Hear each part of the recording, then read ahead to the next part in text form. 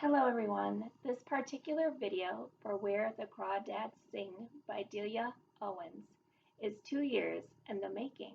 I purchased this book 2 years ago and actually made a video in which I asked everyone which book should I read next, and there was Delia Owens, there was a book by Amy Tan, and there was a book by Max Lucado. Max Lucado's book was chosen, and I've yet to do a video on Traveling Light as well. But as I'm getting up and rolling again, I'm sure it will be featured eventually. What finally made me reach out for Where the Crawdads Sing by Delia Owens was actually finding out from my friend Anjanette at the book bar that they're making a movie of this book. And now, of course, there has just been released a Taylor Swift song, Carolina. So, just like Anjanette of the book bar, I am resistant to popular choices. I tend not to dive in with the crowd, but to stand back, observe, wait it out, see if the hype is really warranted, to see if the way the world is going is really where I want to go, because I have always tended to live my life trying to go the opposite direction, away from the crowd. However, that being said, Where the Crawdads Sing, I can confidently give this book a 5-star rating. It was and is a heart-rending read, multi-layered and faceted, and one in which I could spend an hour talking about it, but nobody has time for that. And that's unfortunate. So, who doesn't know about this book? Anyone? Raise your hand. I really didn't know that much about it. Like I said, I bought it a couple years ago when it was gaining momentum in its popularity, thinking, oh, maybe I'll read it eventually. I liked the cover, I liked the premise. I didn't know when I would get to it, but I did buy it.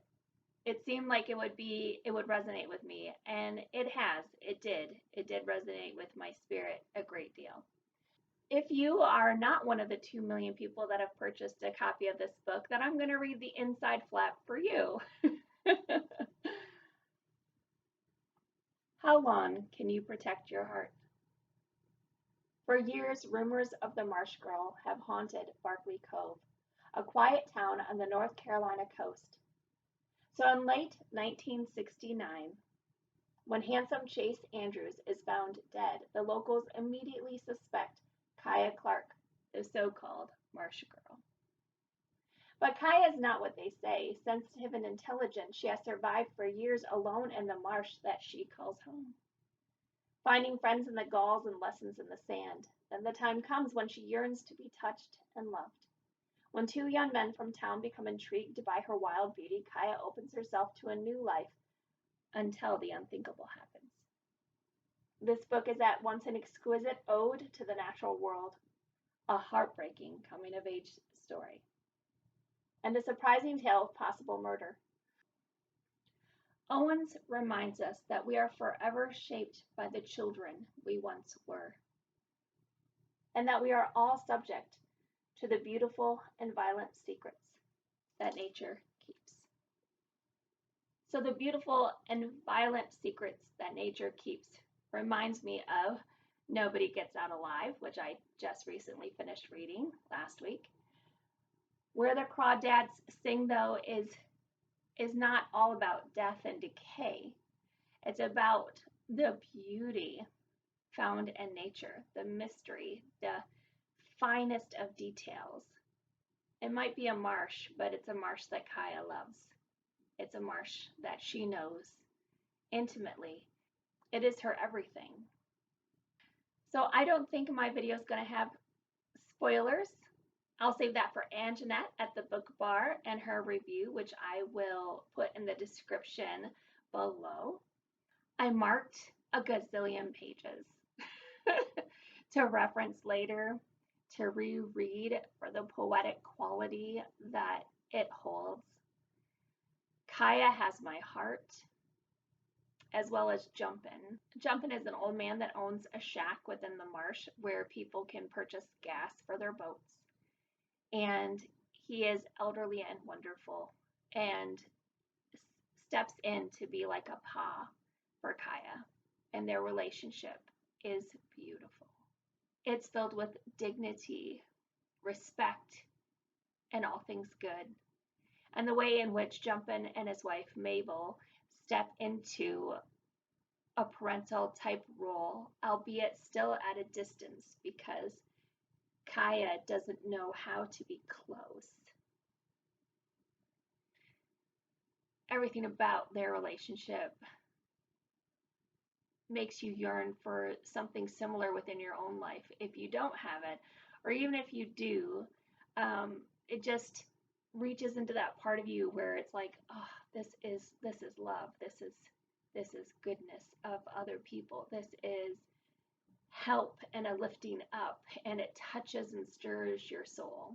Because Kaya is guarded, the different aspects of her life, she's disassociated from them in such a way that she doesn't allow herself to grieve. So the tears are held at bay, the devastating losses, the abandonment. She's built up walls in order to survive. And because she's able to disassociate, I could disassociate. And it wasn't until later in the book that someone from her family reappears. And she allows herself to weep that I wept out loud, not even realizing how much of my own tears I had been holding inside, waiting for them to be released when Kaya was able to release her own. How can you not give a book 5 stars when it makes you legitimately weep out loud? How can you not? Even though the tale takes time to unfold, you just don't want it to really end. This is, honestly, the first book in my entire life, the very first one, where it took all of my self-control to not jump to the end, to not skip ahead, to not be like, how does this end? Oh my heart, I don't know if I can take this. It's the very first book that I was so tempted to skip ahead, to bring relief to my spirit, to know that things are going to turn out okay. It is not predictable, and it's one in which you will get lost inside of the story. And the fact that she lives through abandonment, she lives through abuse, she lives through neglect, she lives through raising herself, she lives through friendship, where she feels like she can finally trust it only for her to be abandoned again. And then unfortunately, this chase. Ugh. I constantly am rooting within this book for her to not end up with Chase.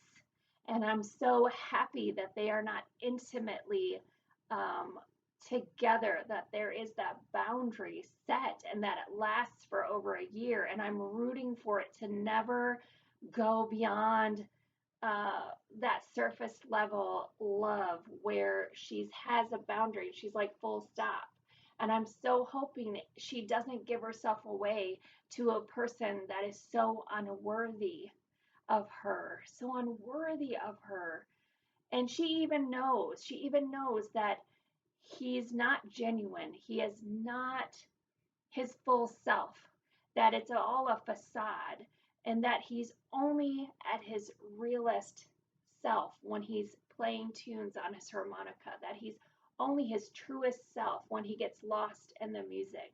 And that's the part that she can see so many differences, but that harmonica, him getting lost in the music, just like I attach myself to nature, so she can see that. And she's like, is that enough? And the answer is no, Kaya. No, it's not enough. Oh, and it's so sad that things happen and unfold the way they do. And I wished for a different story and a better love for her, that she never even had to experience those things with Chase. Because as we all know, if you've read this book, that Tate is far superior and so much the better guy for a girl like Kaya. And it's natural for people to run away scared when they find that matchup where there is so much in common and it's so easy. It's a relationship that's so easy. But if you meet this person early and you're young, there's fear that you're not ready. But we need to stop letting fear stop us. All of us need to stop that. I have had my fair share of beaus in my lifetime. As a young woman in my early 20s and then my mid 20s, as my life unfolded and various things happened, I have had different beaus. And a number of them have come to me later in life and said, "Oh, I wish things had gone differently. I wished I had been ready." That they really genuinely did care about me and I for them, but they were scared and so pushed me away. And so it was those relationships that never blossomed, never became. And I have my own story that will eventually be coming out in a book titled The Blue Hour, where it's loosely based upon my own life circumstance with someone that I still wish there had been a happily ever after. There's still those qualities of everyday life, of wanting to belong, wanting to be accepted, wanting to be seen, wanting to be loved, wanting to have a family, wanting to have people to celebrate holidays with and to have them be joyous occasions, wanting to give and receive gifts, even when they're as small as a feather. And now with the release of Taylor Swift's song, there are definitely specific things within the lyrics that are like, oh, those lyrics are so well placed and so well versed for this book. And so there's one of them that references the mother and the stain on the mother's dress, the dress that was left behind, what it symbolizes. And of course, then there's the whole mystery of the murder within this book. And even though murder is a sin, even though we are all sinful, even though we've all told lies, do we not, as humans, sometimes feel that those things are justified? And I'm not trying to make the wrong things right. I am just glad that Kaya finally found her place of contentment. A place where she could get as close as she could to feeling loved. I think that's something we all long for. It's between me, the sand and the sea, Carolina knows. Until next time, friends.